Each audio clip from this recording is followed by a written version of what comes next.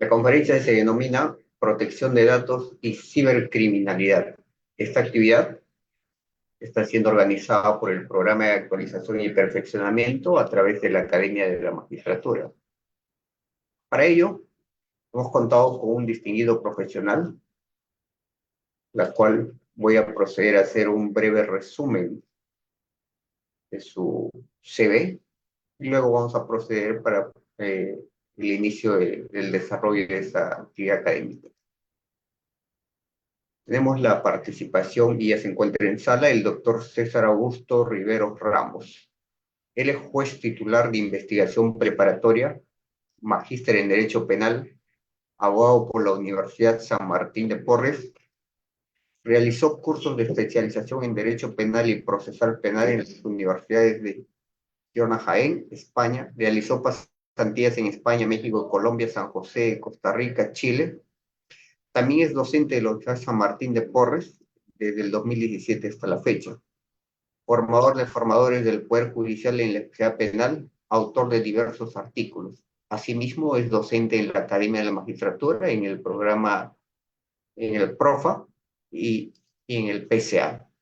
Doctor César, sea usted bienvenido y puede iniciar nuestra conferencia para lo cual fue invitado. Muchas gracias, doctor León.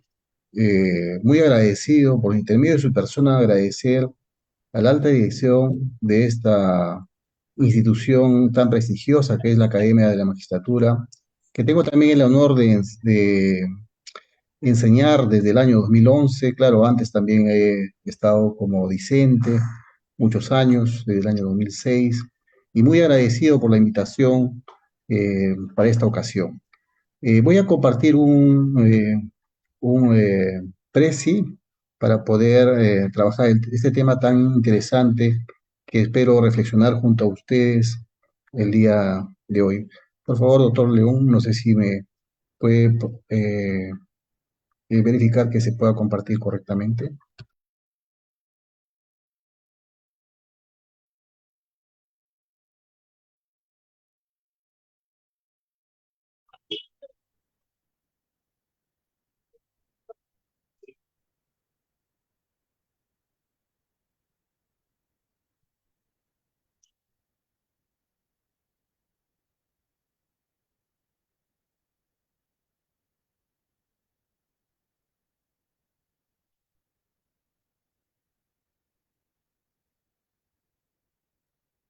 Ahora está cargando, doctor, su presentación. Ya está.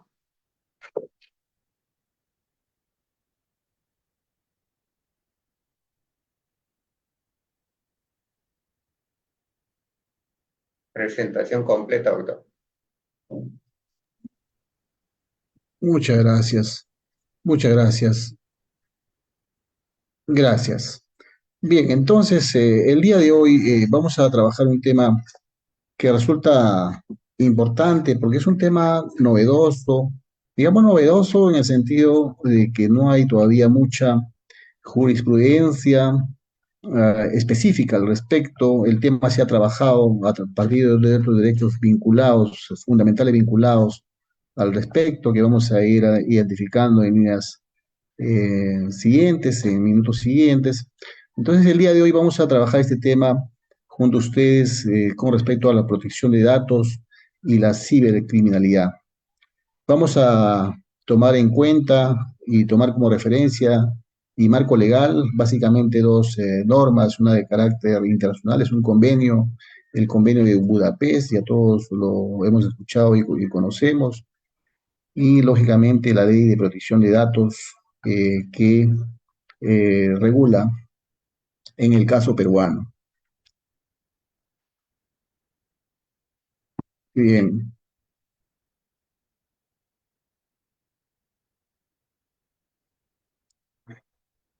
la sobreprotección, ¿qué debemos entender por datos personales? ¿Cuál es el margen de protección legal? ¿Y por qué es importante proteger la información vinculada a los datos personales y a los datos también de organización e incluso de Estado? Eh, Hice algunas preguntas básicas que nos va a poder eh, introducir a este tema tan importante. Debemos señalar que como consecuencia ahora, y más aún desde la pandemia del año 2020 en el caso peruano, el mundo digital se ha convertido, digamos, en este sector de este continente también una constante. Ya es una realidad que actualmente estamos interconectados al mundo digital por diferentes formas y medios. En ese sentido, cobra importancia esta, este aspecto de la necesidad de la protección de datos, principalmente en este mundo digital actual, donde la información personal se encuentra expuesto a múltiples riesgos. De ahí la necesidad de entender su importancia y qué normativas tenemos regulatorias al respecto para garantizar principalmente eh, la información, sea de datos de carácter personal o de organizaciones, digamos, en este sector y en el mundo, porque es una preocupación mundial estos temas. Entonces, para alcanzar una primera definición del tema de protección de datos, podemos establecer, es el tratamiento que se da, digamos, en relación al uso y a un manejo responsable de la información personal. Vamos a ir adentrándonos quiénes son los obligados, quiénes ejercen el derecho, etcétera. Implica, lógicamente, implementar diferentes medidas, no solamente de carácter legal, sino medidas operativas, mm, eh, de algún modo, de mm, gestiones múltiples, interinstitucionales, interestado, fuera del territorio, también en ese sentido.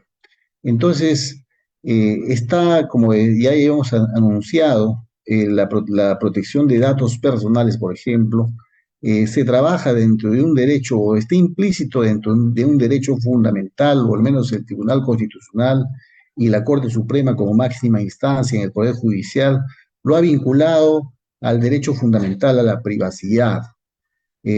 También podemos vincularlo desde un aspecto ético al manejo lícito de los datos, un manejo responsable de los datos en diferentes contextos. Entonces, la información personal, por ejemplo, o datos vinculados a la información personal, pueden constituir de diferentes aspectos, como por ejemplo datos identificatorios, el nombre, los nombres de los padres, de los hijos, de las familias. Actualmente los jueces, por ejemplo, llenamos información vinculada, de mucha, digamos, información personal vinculada a quiénes son tus padres, los hijos, los hermanos, los tíos, los primos, en esta necesidad de cubrir también otra necesidad del Estado de garantizar bajo el principio de transparencia y velar por también la no afectación al conflicto de intereses eh, en diferentes también aspectos que el Estado debe regular y evitar que se suscite cuando un funcionario público o una persona sea considerado un funcionario público dentro del Estado. Entonces allí y en otros aspectos esta información personal, digamos, se incorpora en una serie de bases de datos, sean físicos o sean virtuales. Entonces existen leyes y regulaciones que establecen o que deben establecer en todo caso cómo es que debe manejarse esta información personal, pero también no solamente es personal, sino también organizacionales. Entonces, pero hablando de los datos personales, podemos establecer algunos problemas que se van a ir generando con este tema ya de la ciberdelincuencia, vinculados al uso indebido robo de identidad, entre otros que el día a día vamos, en el caso peruano también, ya en esta nuestra realidad criminal nacional, vamos siendo testigos y también los jueces tomando casos ya de estos nuevos problemas o conflictos penales que se generan ante estos nuevos delitos. El día de hoy, por ejemplo, en mi juzgado ha ingresado ya un requerimiento de eh, prisión preventiva vinculado precisamente a estos temas que el día a día se van a ir presentando. Entonces, la protección de los datos personales cobra relevancia. De ahí que el, la gestión responsable del acceso, uh, el derecho de los individuos al acceso a la rectificación y a la eliminación de sus datos, por ejemplo, están vinculados a este de su derecho a la privacidad. Lógicamente tendría que haber consentimiento y ese consentimiento incluso puede ser revocado. Por ejemplo, en diferentes operaciones, cuando uno proporciona los datos con ciertos fines específicos y cuando la finalidad se es satisfecha o consumada, entonces uno podría pedir, por ejemplo, eliminación de los datos personales. La protección de los datos, digamos, se sienta sobre la base de establecer, de conocer una cierta confianza que tiene que haber entre los individuos y organizaciones y en consecuencia, sin embargo, hemos ya señalado el uso de la tecnología, que es ya también algo eh, irreversible. Esto es la necesidad de estar vinculado a las diferentes redes informáticos por diferentes necesidades, ¿no? Necesidades básicas, necesidades eh, por ejemplo, bancarias, necesidades de capacitación, de, de, temas estrictamente personales, hasta conocer amistades, parejas, por las redes sociales se ha convertido ya en un tema del momento. Entonces, de ahí la importancia de reflexionar en la era digital que constituye principalmente que con la digitalización de los datos personales, esto se ha incrementado y incrementa también los riesgos de los ciberataques vinculados, ya habíamos señalado, también a la privación de la información y lógicamente tras de ello subyace los principios de el derecho a la intimidad. Entonces, la protección de datos es fundamental para, por ejemplo, ya en organizaciones, asegurar la confianza en los consumidores. Ahora vemos que para diferentes servicios te piden diferentes datos personales. Entonces, si el consumidor no tiene confianza en que sus datos serán protegidos, entonces esto va a afectar lógicamente incluso economías. Entonces, de algún modo, las organizaciones que manejan los datos deben de manejar bajo ciertos parámetros legales esta información y lógicamente bajo ciertos parámetros legales. Más adelante vamos a ir viendo qué organismos están vinculados, en el caso peruano, a esta protección de datos personales y qué también problemas y qué delitos están vinculados a los ciberataques o la cibercriminalidad. Entonces, de ahí que ya hablando de organizaciones, los consumidores deben estar informados eh, principalmente cómo serán usados sus sus datos personales. Bien, normas internacionales vinculados a la protección de datos personales. Vamos a hablar o hacer referencia al convenio de Budapest en principio. Hay diferentes declaraciones, por ejemplo, los derechos humanos, que incluye el derecho a la privacidad, ya lo reconoce como un derecho humano de protección global. También tenemos la Unión Europea de donde nace el convenio de Budapest, el cual ya el Perú forma parte como un invitado, lógicamente. Entonces, podemos señalar que el convenio de Budapest, por ejemplo, ya implica un marco legal o contiene un marco legal que puede ser usado para abordar y para combatir también los delitos cibernéticos de forma efectiva. Precisamente el Poder Judicial ha capacitado una serie de jueces.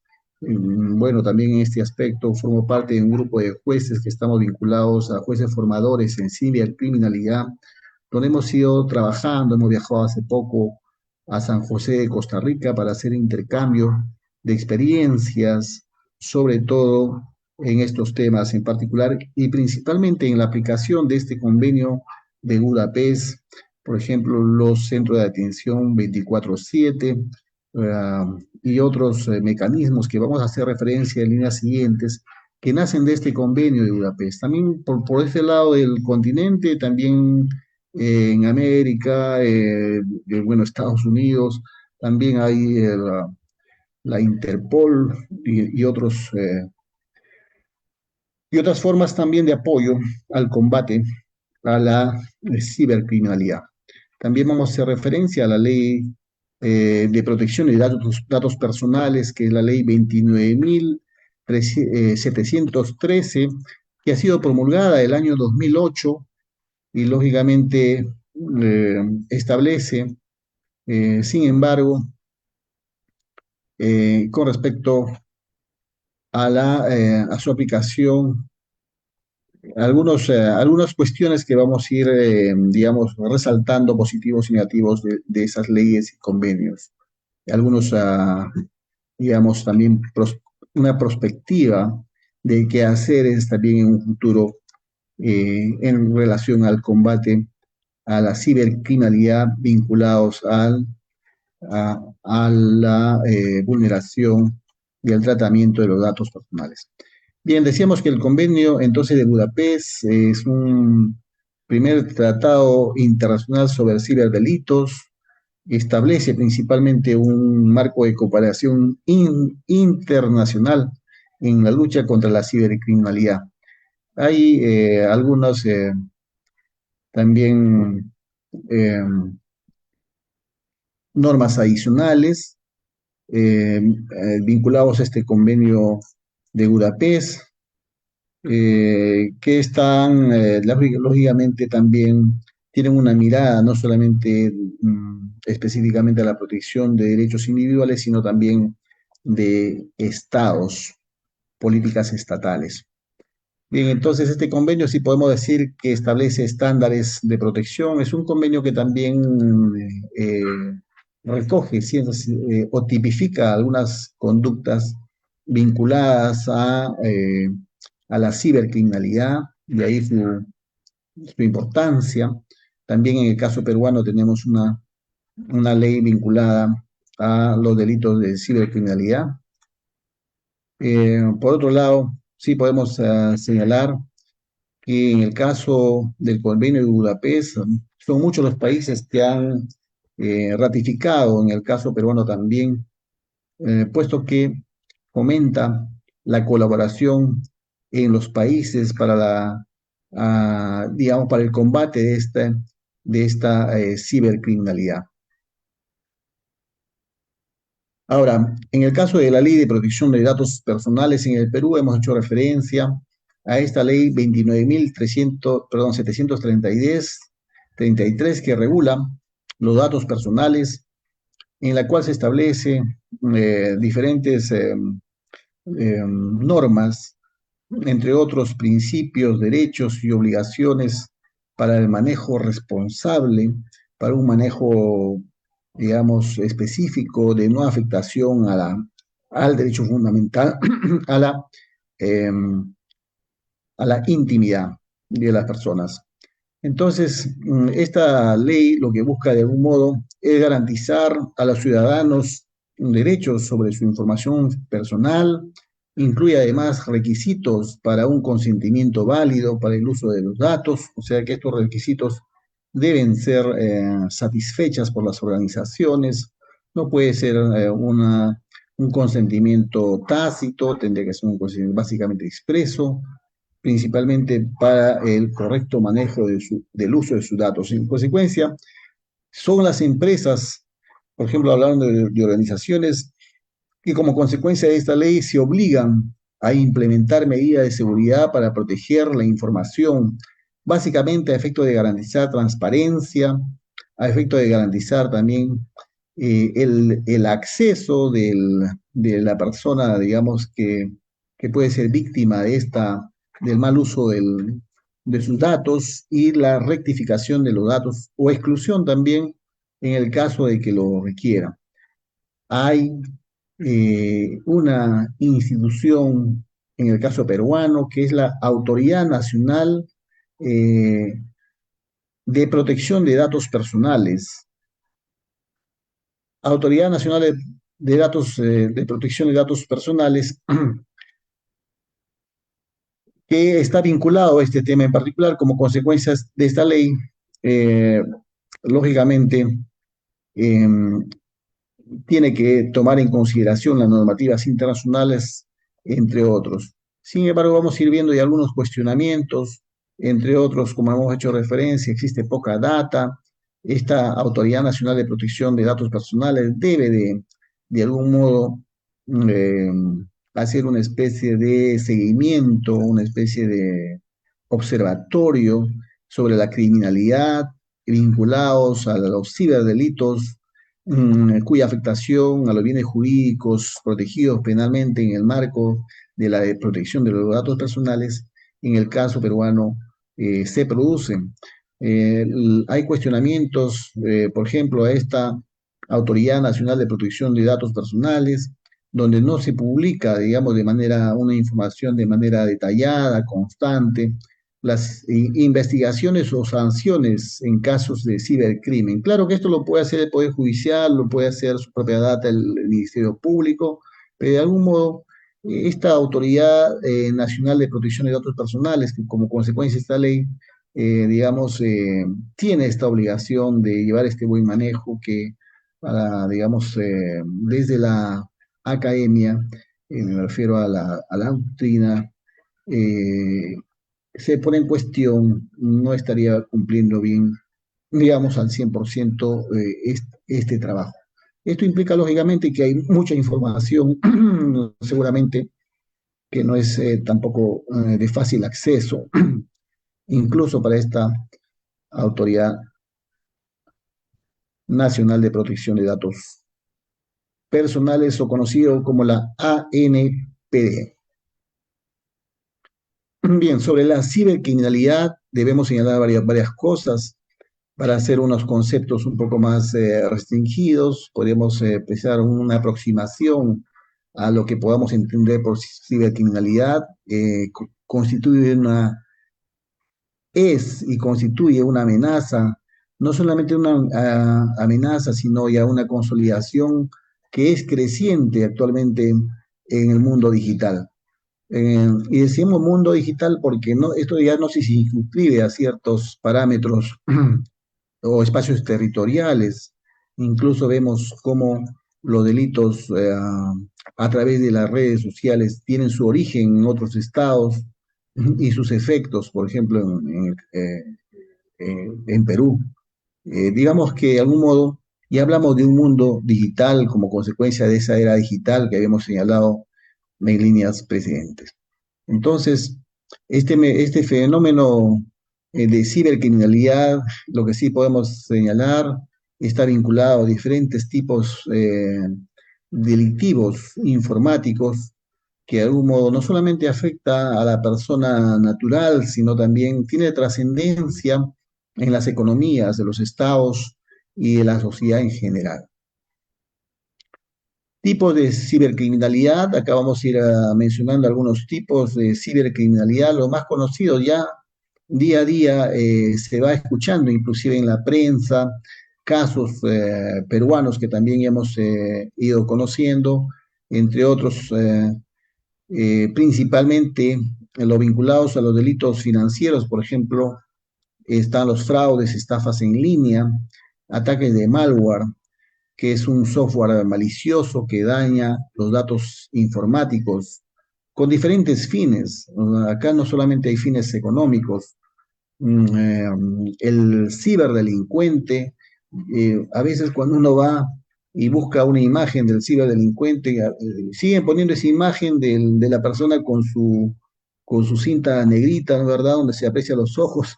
Y la verdad es que el ciberdelincuente actualmente no es ya esa imagen, puede ser cualquier persona con saco y corbata, puede ser, está vinculado a diferentes sectores sociales, o sea, puede ser varón, mujer, adolescente, adulto, mayor de edad, o sea, digamos que hay una imagen, digamos, de ciberdelincuente, digamos, ya no está circunscrito a ciertos caracteres, porque ya, en todo caso, es la persona que maneja perfectamente la era digital. Entonces, el phishing, por ejemplo, constituye engaños para obtener información sensible. Ahora vemos cómo es que te llega un link, ¿no? Te dan, digamos, en el caso de los niños, por ejemplo, o adolescentes, están jugando, están haciendo ahí, digamos, su vida rutinaria y le dan invitaciones, le dicen, vamos a regalarte este u otro beneficio y acceden a su información personal. En el caso de los adultos, el asunto se pone un poquito más complejo, pero no menos no posible, o sea, mejor dicho, es también estos engaños de obtención, para obtener información sensible a través de phishing, puede ser como, por ejemplo, te llega un mensaje de texto, un trabajo, un dinero que lo puedes ganar fácilmente, aprieta este link y accedes a toda la información sensible. El ransomware también es otro de los tipos. Vamos a ir poco a poco, digamos, ampliando estas figuras delictivas más adelante. Por ahora lo vamos a mencionar, que constituye el secuestro de datos a cambio de un rescate, por ejemplo, ¿no? Este secuestro de datos muchas veces pueden ser de manera personal, pero ese ransomware también puede ser a una institución. Imagínense ustedes que un ciberdelincuente accede a toda una información sensible de los datos personales de toda una institución bancaria, por ejemplo, ¿no?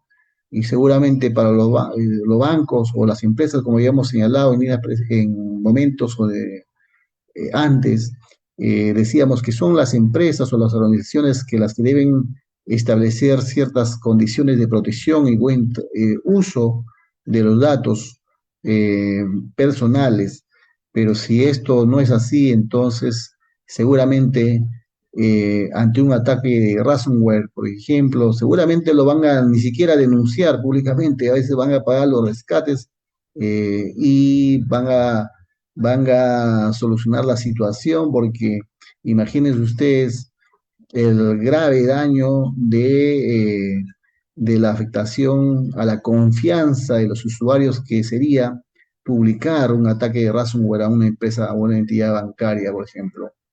Imagínense ustedes. El ciberacoso, que es el hostigamiento a través de las plataformas digitales, bueno, sea por personas conocidas, desconocidas, que detrás de una identidad, digamos, generalmente lógicamente no, no cierta, es que se hacen estos delitos, o se desarrollan estos delitos de ciberacoso. El espionaje cibernético, robo de información corporativa o gubernamental. Vemos que no solamente el delito está vinculado no solamente a cuestiones, eh, a afectación a seres o individuos, sino también a organizaciones, corporaciones, inclusive organizaciones estatales. Los estados no son ajenos a ser víctimas a ataques como por ejemplo el espionaje cibernético. Alguna vez escuché a un adolescente en internet que había ingresado al área 51 de Estados Unidos, supuestamente donde no se podía acceder, porque habían diferentes mecanismos de protección digital para poder evitar su acceso, pero ahí está.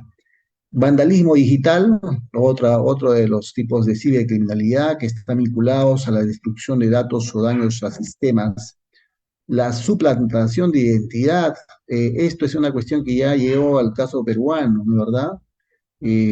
Muchas veces uno presta una huella digital, hacen uso fraudulento de la identidad de las personas, te toman una fotografía o la fotografía de tus documentos, entonces, no necesario estar digamos, en físico con la persona que va a ser el agente eh, o el sujeto activo de este tipo de delito de cibercriminalidad, pero se produce muchas veces problemas constantes y suplantación de identidad que constituye, lógicamente, un uso fraudulento de la identidad de las personas, usando muchas veces como mecanismo eh, las redes informáticas. El tráfico de datos, el comercio ilegal de la información, entre otros. Ustedes seguramente conocen, muchos de ustedes, eh, porque es ya de público conocimiento, cómo es que se vende información, no solamente de personas, de corporaciones, de diferentes, eh, información sensible a través de las redes sociales, eh, Facebook y otros, incluso de fácil acceso. Bien, ¿qué métodos comunes de ataque hay? Generalmente, ya hemos hecho referencia al uso de por ejemplo, lógicamente hay diferentes fines, habíamos señalado, como los ciberataques, eh, hay acceso a contraseñas, acceso a... Un momento. El malware, hemos hecho referencia que constituye el envío de programas maliciosos por email, su descarga. También hemos hecho referencia también a ataques a DOS, saturación de servidores para interrumpir servicios. Esto puede ser también parte de esto, lo que se conoce, lo que habíamos hecho referencia como, como también ataques vinculados a los delitos de vandalismo digital. También es posible que se produzcan también con estos fines, simplemente para interrumpir servicios, etcétera, ¿no? Entonces, acá las finalidades no siempre son económicas. Generalmente, lógico que los ciberdelitos están vinculados a estos fines, pero a veces no necesariamente. Explotación de la red de Wi-Fi, interceptación de datos en redes no seguras, entre otros, utilización de botnets, redes de computadoras infectadas para ejecutar ataques en conjunto, falsificación de sitios web. Ya eso también en el caso peruano han habido casos y hablamos, en realidad, el ciberdelincuente a veces no actúa solo, pues, forma parte de organizaciones criminales y vemos cómo incluso invierten su dinero como empresas criminales para que sus,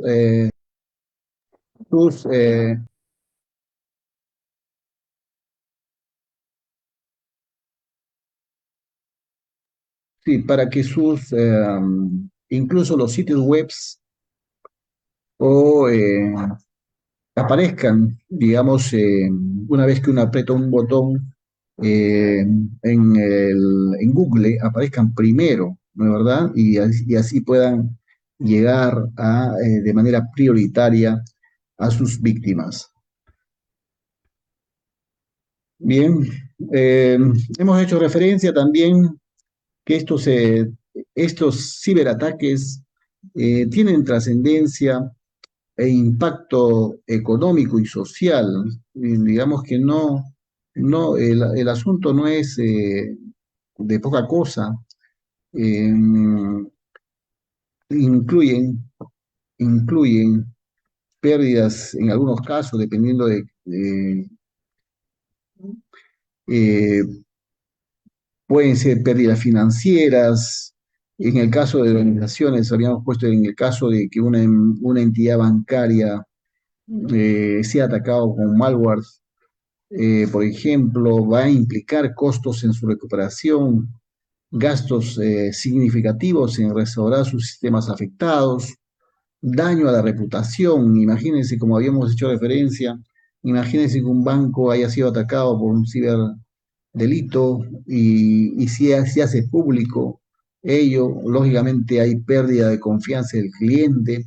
Y imagínense ustedes, seguramente el cliente va a preferir pasarse a la competencia porque no le ofrece, en el caso de que la empresa o entidad no le ofrezca de algún modo eh, garantía de que sus datos personales no sean expuestos, mal usados o estén vinculados a estos delitos.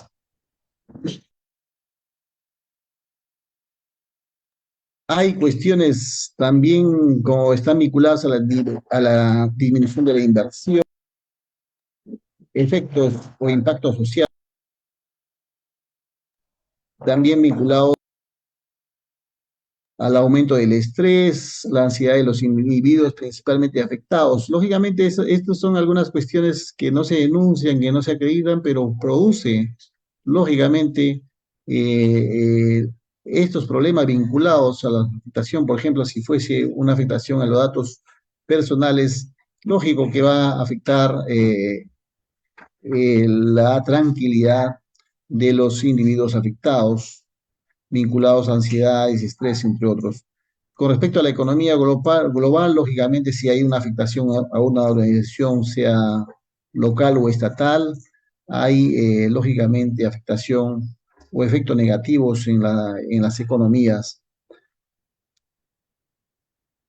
Ahora, lógico que también las empresas, las personas van a tener que buscar protegerse contra posibles pérdidas de información, mal uso, de protegerse de este, de estos casos de ciberdelitos. Entonces esto va a aumentar lógicamente los gastos vinculados a seguros cibernéticos. Y así hay múltiples daños o afectaciones que se producen con respecto a este delito de cibercriminalidad. Decíamos que el, el convenio de Budapest y la ley de protección de datos personales en el Perú son normas que están vinculados a la protección de datos personales en el Perú y a la lucha contra los delitos cibernéticos. Decíamos también que el convenio de Budapest constituye finalmente un tratado internacional que establece un marco legal para la cooperación internacional en la lucha contra la criminalidad. Eh, También hemos hecho referencia de que el convenio de Budapest ha sido suscrito por diferentes países, aproximadamente más de 70 países que han suscrito, y esto es importante conocer porque muchos de los fiscales, que hemos estado con un grupo también de fiscales vinculados al combate de estos delitos o a la investigación de estos delitos, recién vienen conociendo, digamos, a profundidad este convenio de Budapest.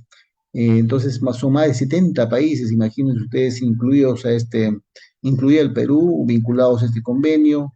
Hay algunos casos destacados en el Perú, vamos a hacer referencia, principalmente eh, el, la gama de los delitos cibernéticos están vinculados a diferentes aspectos y en el caso peruano también no deja de ser, digamos, un referente para destacar casos destacados a la cibercriminalidad. Entre otros, podemos citar el acceso no autorizado a un sistema informático, por ejemplo, la interferencia con datos informáticos, la interceptación, una cosa es interferencia y otra cosa es interceptación de datos informáticos, el fraude informático que habíamos hecho referencia y algunos casos sensibles como es la pornografía infantil, que también no deja de afectar al Perú. Estos delitos generalmente se producen inclusive desde otros continentes. Datos relacionados a la propiedad intelectual también están vinculados a la cibercriminalidad. Entonces, yo siempre quería destacar el convenio de Budapest como una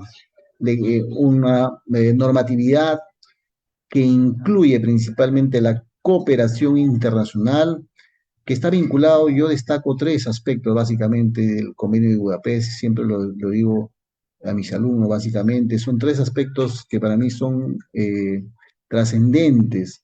Una de ellas es el intercambio de información con fines preventivos o fines también de investigación o de sanción también a estos delitos en el caso de que ya se haya suscitado. Entonces, el intercambio de comunicación entre estos 70 países, imagínense, es y constituye importante. Ahí la red 24/7 que forma parte de este convenio de Budapest. En el caso peruano, esta red está representada por la Fiscalía de Combate a la Cibercriminalidad, que están 24/7, efectivamente, digamos, atentos a responder, digamos, la petición de información de otros países. Se ha logrado combatir muchos casos de ciberdelito vinculados a estos temas y ahí es importante esta red 24/7.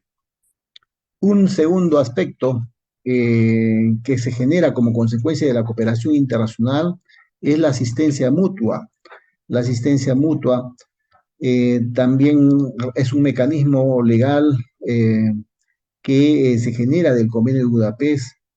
Digamos que ahí hay algunas cuestiones formales, hay protocolos que ya se han suscrito entre diferentes países, lógicamente no en todos los países, porque acá hay que tener en cuenta algo que es también forma parte de la realidad, en que muchas veces se convierte esto en digamos, en un problema, pero sin embargo, ya de la suscripción de protocolos, en el caso peruano, los fiscales nos han informado de que incluso ya hay formularios, digamos, preestablecidos que forman parte de estos protocolos para que esta asistencia mutua, por ejemplo, sea rápida, eficaz y eficiente, porque no olvidemos que el combate al cibercrimen tiene que ser rápido porque la información, digamos, vinculada a la acreditación de la materialidad de los tipos penales antes citados desaparecen y se esfuman rápidamente. Y en consecuencia, estos mecanismos, entre otros intercambio de información, asistencia mutua, que están regulados en el Convenio de Budapest, son importantes. Y un tercer aspecto a considerar de este Convenio de Budapest también es la extradición, que también está regulada, y es por ello que podemos decir que el Convenio de Budapest es un instrumento importante para combatir la cibercriminalidad. Nos, de algún modo, proporciona un marco legal común, porque imagínense, cada estado tiene una legislación particular, específica. Esto es natural, lógico, porque de algún modo, de algún modo hay el principio de soberanía. Esto es que cada estado regula dentro del marco del sistema penal las conductas que son penalmente relevantes en relación a este tipo de ciberdelitos, su procesamiento, el manejo de los procesos, entre otros. Pero sin embargo, con el convenio de Budapest se tiende a establecer un marco legal común para que estos países que han ratificado este convenio de algún modo establezcan básicamente de manera cooperativa este intercambio de información, asistencia mutua y en el caso también de que se requiera la extradición. Por otro lado, ya hemos hecho referencia, un segundo aspecto normativo que hoy día queríamos compartir y reflexionar junto a ustedes, esta ley de protección de datos personales que se ha constituido un pilar fundamental para la lucha y también para la seguridad cibernética. No olvidemos que no se trata simplemente de eh, procesar o sancionar las conductas vinculadas al cibercrimen, sino también las de evitar. Entonces, esta ley 29.733, en el caso peruano, tiene como objetivo principalmente garantizar el derecho fundamental, que hemos hecho referencia a que la ley de datos personales o la protección de datos personales están vinculados a un derecho fundamental, porque no está regulado en nuestra Constitución los datos personales o protección de datos personales como un derecho fundamental, sino que esto está implícito dentro del derecho a la privacidad. Y el artículo 2.6 de la Constitución Política del Estado establece en consecuencia una serie de obligaciones y principios que puede generarse a partir de ella para los efectos de establecer el tratamiento de los datos personales y establecer también los diferentes derechos para los titulares de sus datos. Eh, el titular del dato también hay que también diferenciar, ya en el caso, por ejemplo, que una persona proporcione su información personal, como por ejemplo para conseguir un servicio público o privado, ante una organización privada, y el titular del dato personal ya no es esa persona, sino es la persona a quien se ha, digamos, otorgado esa información. Entonces, esa persona tiene ciertas obligaciones con respecto al ser titular de esos datos, se generan ciertos derechos y ciertas obligaciones también vinculadas a la protección de datos que esta ley 29.713 establece. Entonces, esta ley podemos señalar que constituye un marco legal para la protección de la información personal. Podemos también señalar que constituye y promueve la responsabilidad de establecer con respecto al tratamiento de estos datos, digamos, obtenidos. Facilita también esta ley o busca facilitar de algún modo la cooperación entre las autoridades peruanas y autoridades también internacionales. Entonces, esto lógicamente de la mano del convenio de Budapest.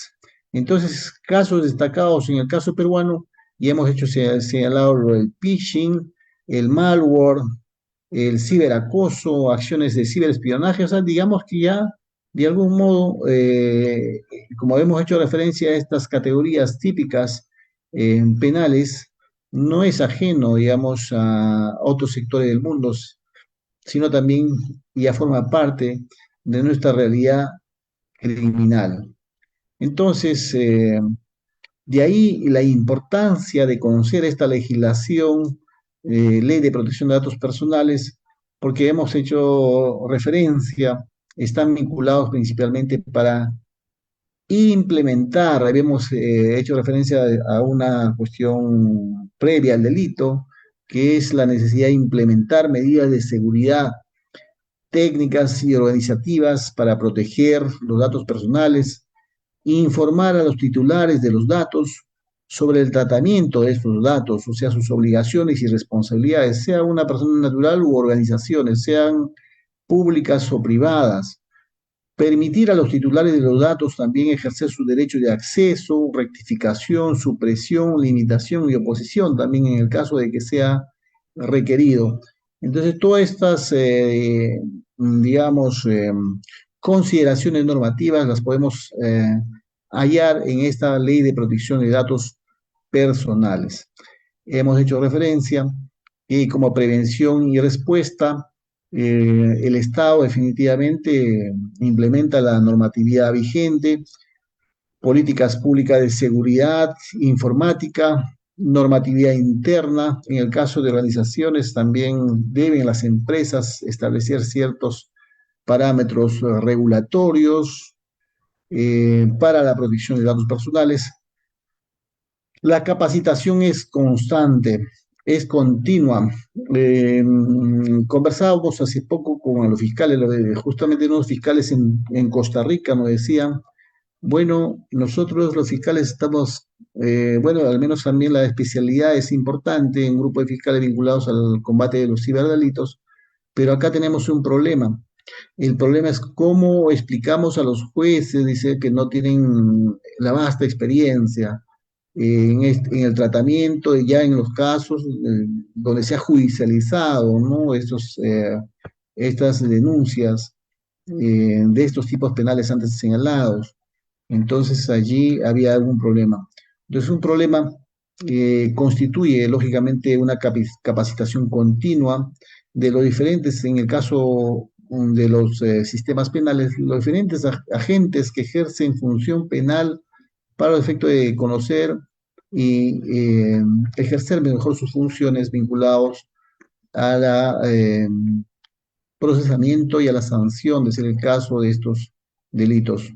Ahora, lógicamente, al interior de las organizaciones tiene que haber eh, software de protección, digamos, no sé si ustedes conocen cómo es que se protegen, por ejemplo, nuestras redes sociales. Los servidores o las empresas que dan estos servicios solamente ponen niveles intermedios de protección del acceso a la información a través de las redes sociales. Entonces, pero sin embargo, uno puede de algún modo mejorar estos niveles de protección, o sea, digamos, superar a un nivel mayor. Esto también está habilitado, digamos, en una doble forma de protección de esta información a efecto de combatir también la posibilidad de eh, vulneración a los datos personales. Hay lógicamente, esto sí podemos señalar, hay una cultura, digamos, aumentar una cultura sobre ciberseguridad. Esto es importante y trascendente porque, lógicamente, el Estado, seguramente u otras organizaciones, el Ministerio de Justicia, me parece, están vinculados a también promover una cultura y también la propia Fiscalía de Ciberseguridad y la Policía Nacional del Perú también promover buenas prácticas entre los usuarios, talleres, entre otros. Siempre hay que atender, perdón, no a una respuesta, sino también a la prevención. Bien, entonces hay marco legal en el Perú, sí hay un marco legal. Hemos hecho referencia al convenio de Budapest, a la ley de protección de datos personales, básicamente. Eh, bien,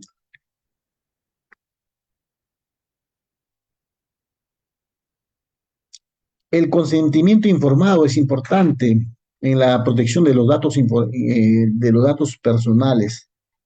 Muchas veces ahora se usan diferentes métodos, ¿no es verdad? Ya no solamente basta una suscripción de una firma en un papel, sino también ahora las grabaciones, lógicamente luego de haber sido plenamente identificado, las personas, esto se van a convertir en unas buenas prácticas a efecto de establecer un consentimiento informado para el tratamiento de nuestros datos personales. Lógicamente, esta ley vincula eh, a los responsables del tratamiento diferentes obligaciones de estos, a los responsables del tratamiento de los datos personales, diferentes obligaciones y contempla también diferentes sanciones que incluso van multas cuantiosas en el caso de que se haya producido un problema de una afectación masiva, por ejemplo. Ahora también esta ley busca una cierta cultura de protección de los datos personales y hemos hecho también referencia de que una institución o un organismo estatal vinculado a la protección de datos personales, porque hemos hecho referencia que efectivamente estamos hablando de un derecho fundamental que inclusive puede llegar a través de un proceso constitucional al conocimiento y competencia del Tribunal Constitucional, como ha sucedido en otros aspectos. Eh, entonces, acá la Autoridad Nacional de Protección de Datos Personales es trascendente su función dentro del ente estatal peruano. Eh, ¿Qué medidas podríamos identificar? Medidas de seguridad técnicas y organizativas. Bueno, dependiendo de muchas situaciones, podríamos citar algunas como es la encriptación de datos, o sea que digamos de algún modo utilizar métodos de encriptación de estos datos robustos o sobredimensionados para proteger los datos personales tanto en el almacenamiento como en la transmisión. O sea, la idea es que estos datos personales estén cubiertos en todo aspecto, no solamente en el momento en que son almacenados, guardados, sino también ya durante su uso o en la transmisión. Controles de acceso, lógicamente, implementar autenticación, autorización para restringir el acceso a los datos personales solo a aquellos que lo necesitan. O sea, todo esto está a cargo, lógicamente, de los titulares de los datos personales que regula la ley antes señalada. Control de versiones, respaldo de datos, que implica también realizar copias de seguridad periódicas. Recuerdo yo mucho un caso de una entidad financiera que habría haber sido sufrido estos delitos de ciberdelitos, donde eh, se le exigió cuantiosas sumas, pero eso era un caso en el extranjero donde se le exigió, y entonces lo que pudo salvar ese problema era que habría guardado, digamos, de manera periódica ciertos datos personales para garantizar y buscar, lógicamente, una recuperación suficiente y necesaria en el caso de que susciten incidentes. La detección oportuna de instrucciones, lógicamente, implica implementar sistemas de detección de intrusiones para identificar y responder a los posibles ataques. El monitoreo de la seguridad, que implica también que las organizaciones, sean públicas, estatales, públicas o privadas, eh, implementen, lógicamente, diferentes medidas o sistemas de seguridad para detectar vulnerabilidades y amenazas. Sin embargo, claro, todo esto es teórico, todo esto es, digamos, obvio, pero implica de que se tenga que materializar. Y esto, lógicamente, implica también inversión de cuantiosas sumas de dinero vinculadas a estos temas, pero de algún modo alguien tiene que hacerlo. Entonces, la ley establece que esto, lógicamente, eh, tiene que ser realizada por los titulares o las entidades que manejan los datos de información. El consentimiento explícito, habíamos señalado que el consentimiento libre, específico, informado e inequívoco de los titulares de los datos para el tratamiento de sus datos es, digamos, también una obligación o una cuestión regulada con esta ley de tratamiento de datos personales. La información clara y concisa, esto es, se debe informar a los titulares de los datos sobre la finalidad del tratamiento de sus datos, la identidad del responsable del tratamiento, los derechos que le asisten a las medidas de seguridad implementadas, entre otros. Y por otro lado, lógico, que el acceso a la información, esto es permitir a los titulares de los datos acceder a sus datos personales y a solicitar, en el caso de que sea necesario, la supresión, la rectificación o limitación también del tratamiento de la información que ha sido proporcionada, pero principalmente que sea usado solo para los fines por los cuales fue, digamos, proporcionada una cierta información de carácter personal, como por ejemplo a una entidad pública o privada cuando uno accede a un cierto servicio, sea, sea básico u otro servicio. Entonces, ese tratamiento o el acceso a la información es trascendente es un mecanismo regulado, establecido en la ley, que implica permitir a los titulares de los datos personales acceder a sus datos, solicitar su rectificación o limitación de su tratamiento o incluso la exclusión o supresión de estos datos. Hay también diferentes aspectos a considerar ya con respecto a las regulaciones específicas. Existen directrices sobre la gestión de datos en el sector público. Por ejemplo, hay procedimientos establecidos para la notificación de violación de datos.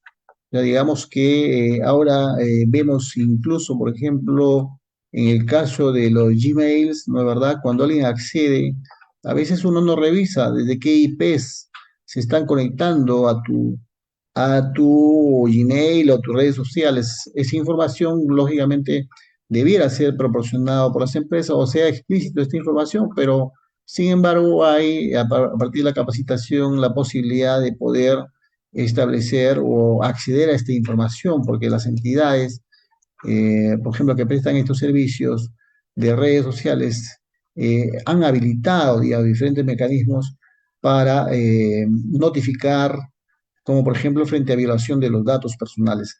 La regulación sobre transparencia internacional de datos, podemos hacer referencia al Convenio de Budapest, entre otros. El requerimiento de auditoría también es una obligación de las entidades públicas o privadas eh, para los efectos de establecer el buen tratamiento y el buen control de los datos personales.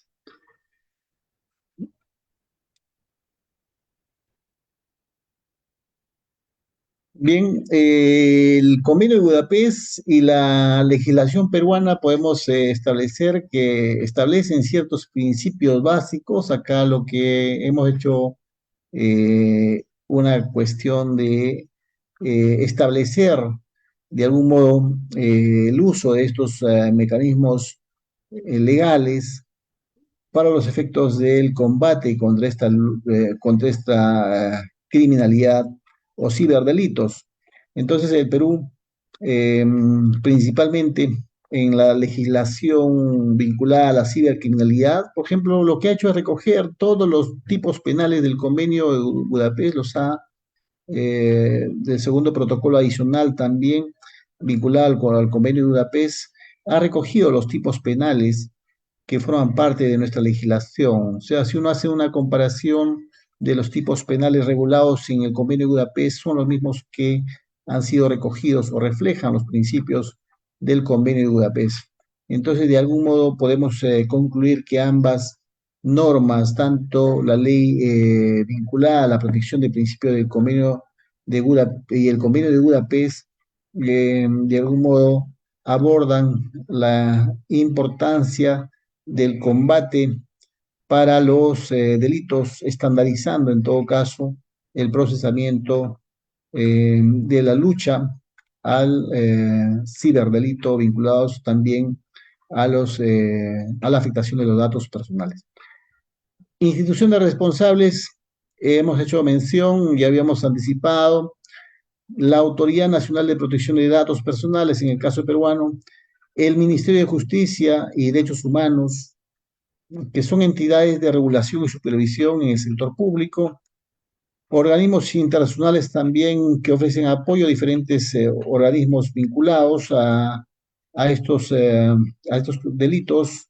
La colaboración interinstitucional es indispensable, lógicamente para establecer de algún modo, entre otros también la formación y capacitación del personal vinculados a los delitos o a la protección de datos. Mecanismos también deben de ser establecidos para eh, la denuncia de estos delitos.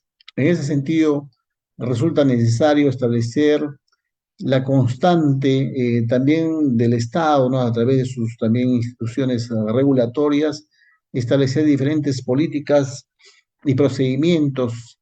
Esto es revisar esta Autoridad Nacional de Protección de Datos Personales, Autoridad Nacional de Protección de Datos Personales, por ejemplo, podría revisar y actualizar periódicamente las políticas y procedimientos de protección de los datos, adaptándolos lógicamente a los cambios en la legislación, a las tecnologías y a las amenazas que día a día van cambiando. O sea, digamos que al igual que el delito común, los ciberdelitos con más, digamos, incidencia van mutando, van perfeccionando.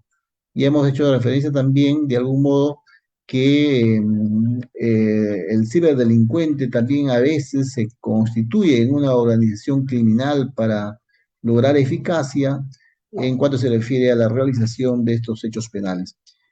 Esta Autoridad Nacional de Control debe evaluar riesgos, realizar evaluaciones de riesgos para identificar posibles amenazas a la seguridad de los datos personales, desarrollar diferentes medidas de mitigación o atenuación o eliminación de estas amenazas a la seguridad de datos personales.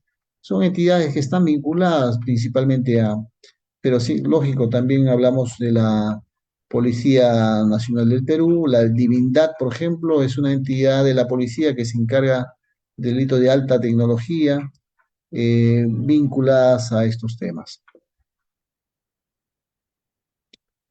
Entonces, sobre la violación de datos personales podemos establecer que la ley señalada es usada también para, de algún modo, sancionar, procesar también frente a problemas de filtración de información, diferentes tipos de problemas, como habíamos señalado, el phishing, y suplantación de identidad, que de algún modo también en el caso peruano se viene realizando de manera constante. Hay también situaciones de ilegal uso de datos personales. Entonces también de ahí esto implicará, lógicamente, cuando los datos personales son usados no para los fines, esto es, o sin el consentimiento de los titulares, como por ejemplo para realizar marketing o entre otras formas que pueden ser mal usados los datos personales, son problemas que se van generando y que también, de algún modo, el Ministerio Público debe de, eh, eh, o la Autoridad Nacional de Protección de Datos Personales es la primera entidad a tomar en cuenta. Bien. Desafíos. ¿Qué desafíos hay al respecto? Podemos concluir algunos desafíos. Falta de concientización sobre sus derechos a los ciudadanos. Eh, Esto es importante.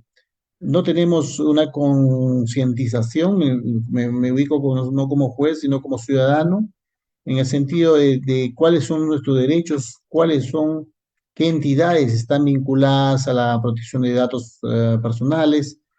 Lógicamente, también esto implicará que el Estado establezca diferentes mecanismos, implicará también que pueda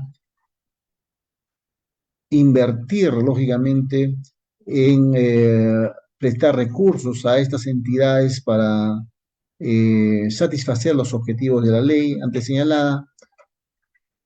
Hay, de algún modo, también la necesidad del uso de una tecnología suficiente. Ya se han identificado algunos problemas o dificultades en la persecución y las sanciones a los infractores. Lo que sucede es que hay mucha data de denuncias o algunas personas no denuncian. Generalmente este tipo de delitos, cuando lo afectado es una persona X, el detalle está de que siempre se dice, bueno, si denuncio no voy a lograr nada, no voy a obtener, digamos, un provecho inmediato. Entonces, hay una cifra negra, digamos, de estos ataques, de estos ciberdelitos. Y lógicamente también investigar y procesar un ciberdelito implica mucha inversión en tecnología, en recurrir a personal especializado, a informes de peritos, eh, a una investigación prolija digamos, de algún modo va a satisfacer las exigencias normativas del tipo penal, porque de lo contrario este asunto va a quedar en impune. Y entonces el Estado tiene que invertir, lógicamente, en la policía, una policía especializada, en en una fiscalía especializada, y por qué no hablar también de jueces en la judicatura. Y bueno, la policía ya hay una policía especializada, la fiscalía también, pero falta de algún modo el poder judicial, digamos que no hay juzgados especializados en ciberdelitos. Seguramente en algún momento va va a implementarse esta especialidad, pero son temas que en un futuro deben de tomarse en consideración. Bien, esto es a modo ya de medida de seguridad para la protección de datos. Habíamos también hecho referencia el uso de autentificación, digamos, abultada, mayor. Esto es con referencia al acceso a la información, el monitoreo continuo de los sistemas y redes, la actualización regular de los software y sistemas de seguridad en cuanto se refiere a entidades públicas o privadas, políticas estrictas de acceso a la información, esto incluso dentro de las entidades públicas y privadas también. Hemos hecho referencia a una cultura, ¿no? ¿Verdad? Cultura específica vinculada a la protección de nuestros derechos, esto es los datos personales vinculados a estos delitos. Eh, Hemos hecho referencia también a esta autoridad nacional, la ANPD, que es la autoridad nacional vinculada a la protección de datos personales, que deben de algún modo evaluar constantemente estos riesgos para identificar las amenazas y combatirlos. Bueno, desde el mundo ya de la informática hay recomendaciones, lógicamente, de protección. Esto para evitar, ¿no verdad? No es para combatir el delito, pero es para evitar que se produzcan estos hechos penales, como son el software de protección, antivirus. Digamos que también hay software para controlar el tráfico de la red, sistemas de detección y prevención de intrusiones, software también vinculados a la gestión de identidad y el acceso, herramientas diferentes de seguridad en tiempo real, encriptación de datos, o sea, digamos, establecer ciertos parámetros mayores de mayor protección de datos, plataformas de monitoreo, aplicaciones para la gestión de contraseñas, educación sobre el uso de herramientas de protección, son algunas, como habíamos hecho referencia, la cultura también de la protección de los datos personales que de algún modo debe de el Estado promover como medidas preventivas o como mecanismos de control social informal, o sea, antes del uso del derecho penal, para los efectos de combatir anticipadamente estos delitos. En la concientización y la educación hay programas de capacitación, talleres, seminarios sobre la protección de datos, campañas de sensibilización para empleados, entre otros, digamos, políticas públicas que el Estado que el Estado debe promover. Básicamente, nosotros hemos querido tomar en consideración dos aspectos normativos para evaluar el caso en particular, que es el Convenio de Budapest y la Ley de Protección de Datos Personales, eh, y también resaltar la importancia de la entidad vinculada a la protección de datos personales, la ANPD, que debe estar trabajando de manera constante para la protección de los datos personales y garantizar, lógicamente, la seguridad en el entorno digital a efecto de evitar estos, estos delitos o ciberdelitos que se han presentado y producen problemas vinculados al delito, al ciberdelito. ¿Qué fiscalía está vinculado al combate? Hemos dicho que existe ya una fiscalía especializada en delitos de alta tecnología del Ministerio Público, que lógicamente está a ser la entidad de investigar, procesar los ciberdelitos, incluyendo los que violan la ley de protección de datos personales. Entonces tenemos una fiscalía especializada donde se pueden presentar las denuncias. La Policía Nacional del Perú, hay una división de investigación de delitos de alta tecnología, que es la Divindad, que es la Policía Nacional del Perú, que investiga delitos cibernéticos y brindan, lógicamente, o deben de brindar, lógicamente, apoyo a las víctimas. Y la Autoridad Nacional de Protección de Datos Personales, la AEPDE, que hemos pronunciado o hemos hecho referencia de manera constante. Hay líneas gratuitas de atención al usuario que lógicamente la implementa la ANPD. Hay páginas web de esta entidad que están vinculados a la protección de datos personales, que como habíamos hecho referencia, esto implica mayor publicidad, mayor, de algún modo, mayor conocimiento sobre el tema en particular para que eh, surtan los efectos en la lucha contra el crimen también organizado de los ciberdelitos que afectan día a día a estos datos personales. Bien, vamos a dejarlo hasta acá, doctor León. Vamos a concluir nuestra intervención y estamos atentos a preguntas o comentarios que también pueda hacer nuestros ilustres invitados. Gracias, doctor León. Muy bien, doctor César. Vamos a hacer un espacio para que los discentes o los participantes puedan hacer las interrogantes o los comentarios que sean pertinentes. Para ello pueden levantar la mano y yo les voy a habilitar el micrófono para que ustedes puedan expresar, ¿no? O hacer la pregunta respectiva. Por favor, ahí en su pantalla ustedes pueden visualizar la opción de levantar la mano en reacciones.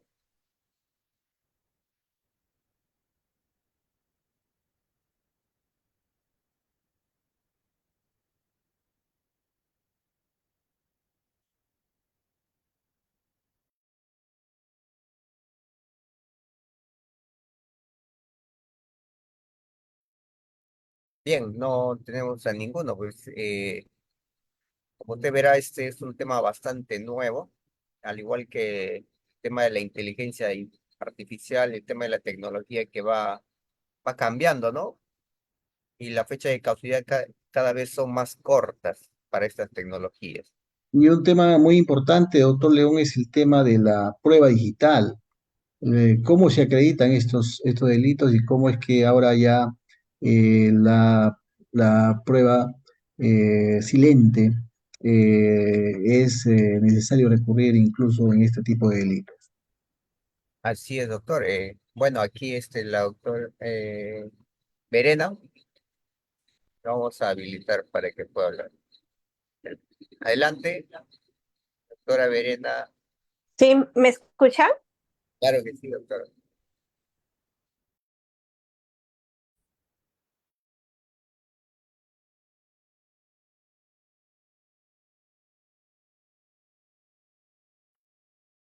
Se le fue el audio, parece que se le fue la señal. ¿Me escuchan, por favor? Ahora sí. Sí, yo quería consultarle al doctor, primero agradecerle por la ponencia, pero tenía una duda de lo que viene sucediendo en varias partes del país sobre esta empresa Workcoin, esta empresa que está haciendo el escaneo de los iris y que ya empezó a realizar el mismo en diferentes partes del Perú, creo que desde marzo. y hasta ahora la Autoridad Nacional de Protección de Datos Personales no ha emitido un pronunciamiento sobre si esa actividad es lícita o no, permitida o no. Hay un vacío normativo, hay países donde se ha prohibido, y en el caso de esta empresa ya empezó a llegar no solo a Lima, ahora ya está llegando a provincias y hay una concurrencia masiva de personas desempleadas, jóvenes, que acuden porque a cambio reciben criptomonedas que son canjeadas por eh, dinero, ¿no? En soles, y que, bueno, genera un atractivo para este tipo de personas porque es un ingreso aparentemente fácil, no se sabe con qué finalidad se está realizando el escaneo, y la falta de regulación no permite una intervención por parte de las autoridades, más aún porque la autoridad llamada a hacerlo, la principal, que es la autoridad nacional, no emitió ningún pronunciamiento. No sé si el doctor nos podría dar algún alcance al respecto. Sí, correcto, claro, sí, es de público conocimiento. eh, Esta actividad que viene desarrollando incluso, eh, digamos, organismos o empresas no formales, que implica lógicamente ceder la información a través de la identificación biométrica, que en este caso sería el escanear el iris de una persona a cambio de dinero. Lógicamente acá hay imagino yo,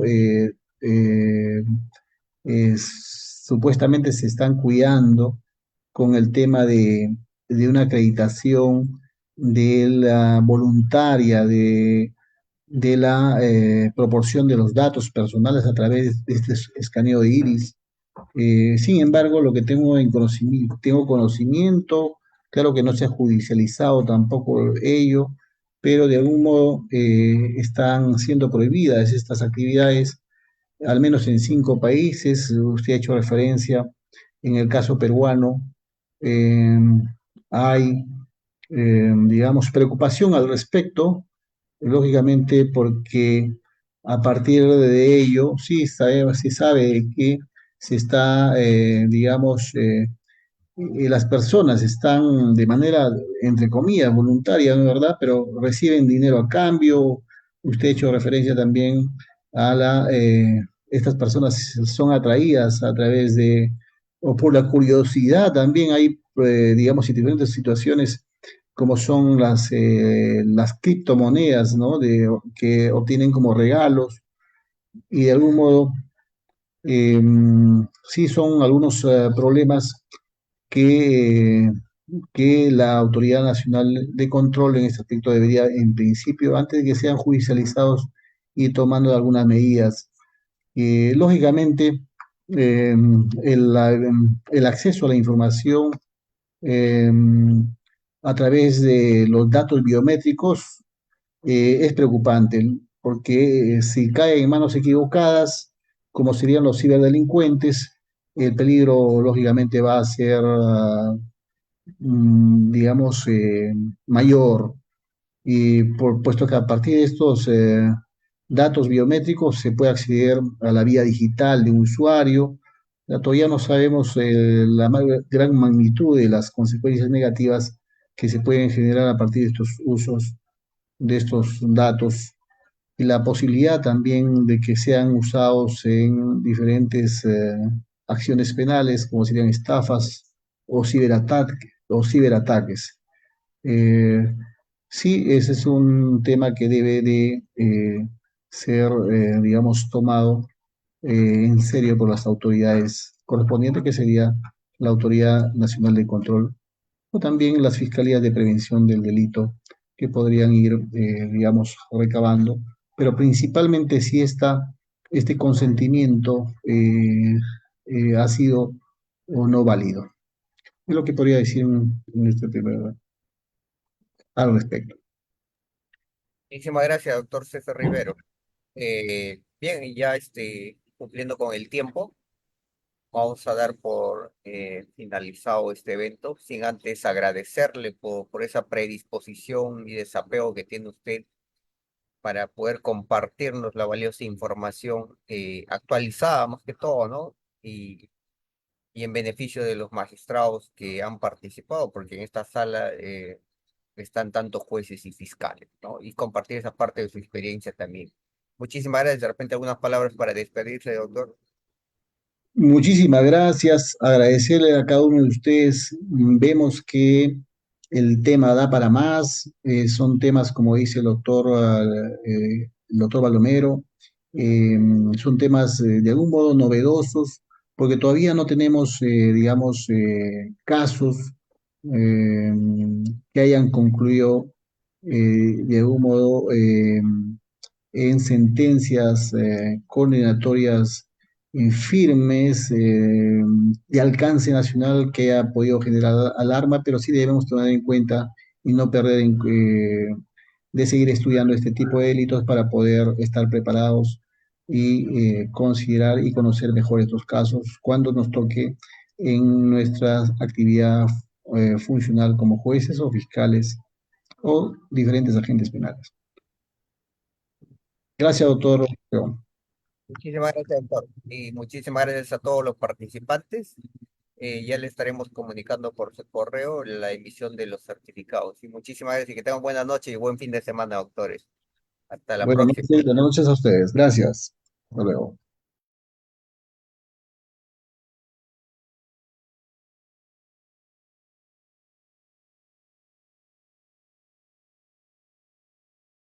Recording stopped.